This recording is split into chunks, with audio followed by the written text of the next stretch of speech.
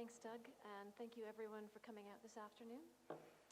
I'm also going to start with the British Empire as I begin my talk, but a little further back.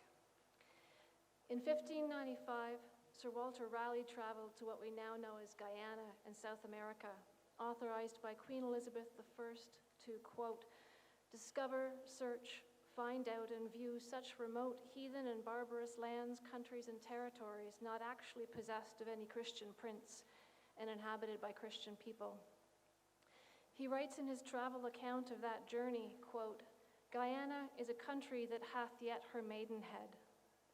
In likening the land to a virgin woman, Raleigh is saying that no one yet owns this land. No Christian prince yet possesses her, ignoring the claims of the indigenous peoples and asserting England's right to colonization. But what he's also doing is drawing on a long-standing metaphor in colonization that feminizes so-called newly discovered land and indigenous peoples and imagines exploration and colonization as a kind of sexual penetration and the legal entitlement of the colonizer. It's a rape metaphor, and I'm starting with this example to talk today about the connections between rape culture and racism. I'm also using this example to emphasize that rape culture is tied to racism, not just through individual acts, but also through systemic state violence. Finally, I'm going to show how the patterns of rape culture and racism can be found in texts that are hundreds of years old, but can also be found in the news that you're reading and listening to this week. Can everybody hear me through to the back? Okay. So like many of the other people who've spoken here today, I'm addressing rape culture as culture, and that's going to be primarily where I focus my attention.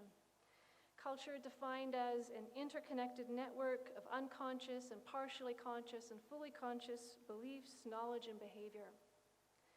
It's the integration and the pattern of those ideas, beliefs, and behavior that explains how rape culture can be so insidious and can be interwoven into so many aspects of our lives.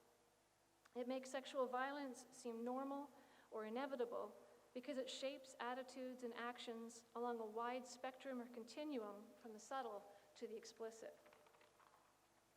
And as my colleagues have pointed out, rape is not primarily about sex and is most certainly not about desire.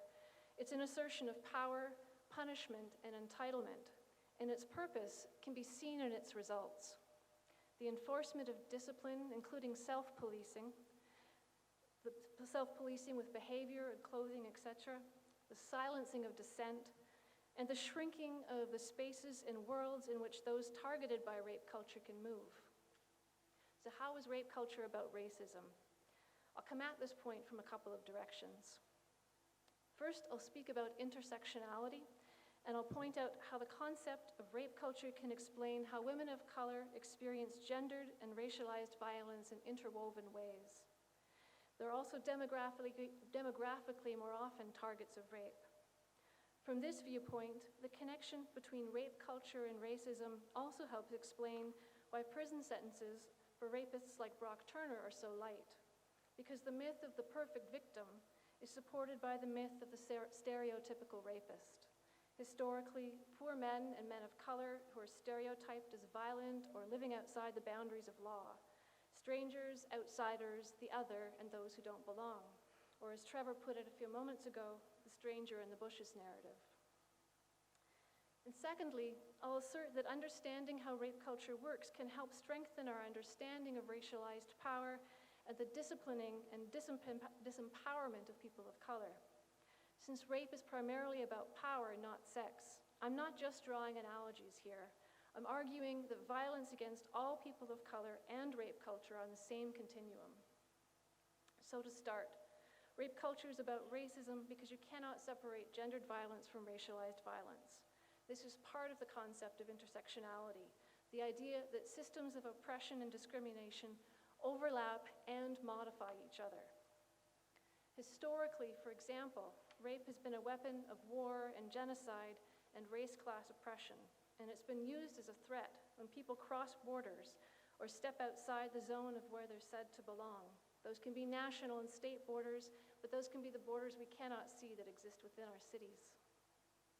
The Security Council of the United Nations defines rape as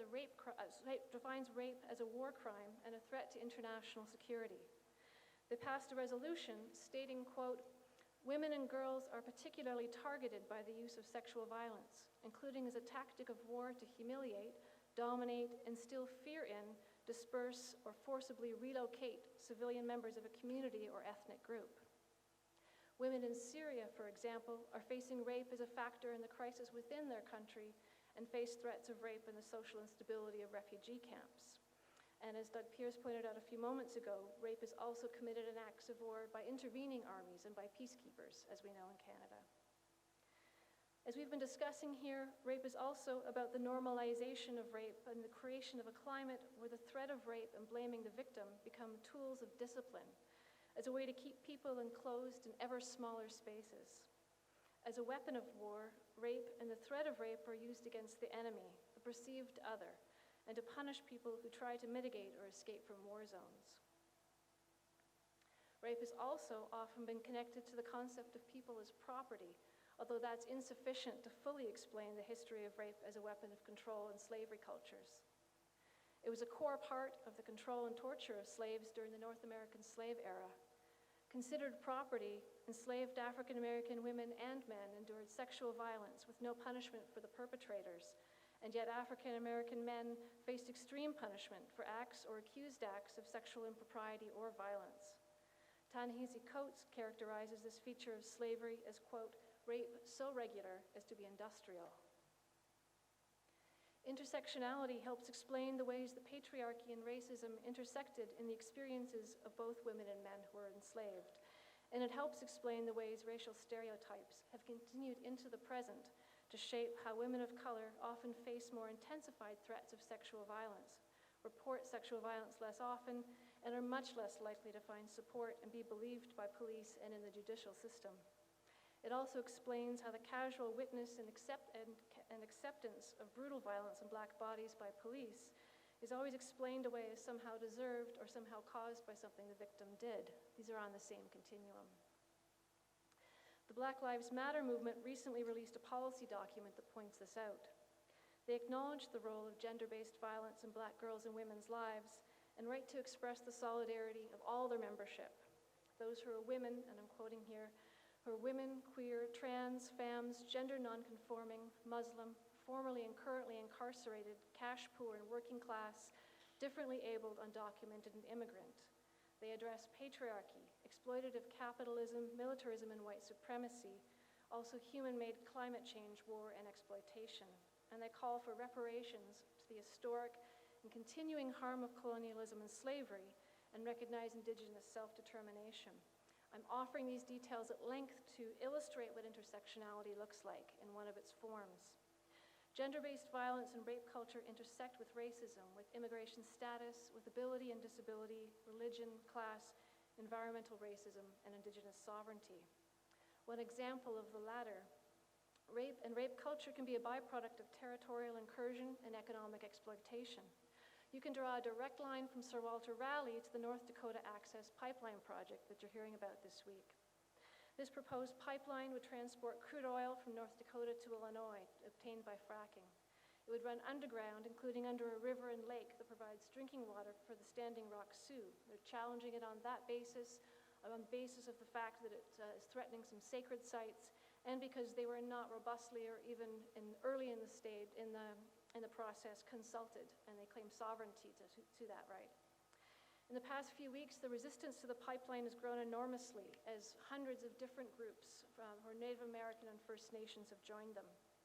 Why is this connected to rape culture and racism? I'll give two examples. The oil boom in the region has led to the creation of oil drilling worker camps, peopled largely by men. There are reports of high incidents of sexual violence against Native women near these camps each time they're set up.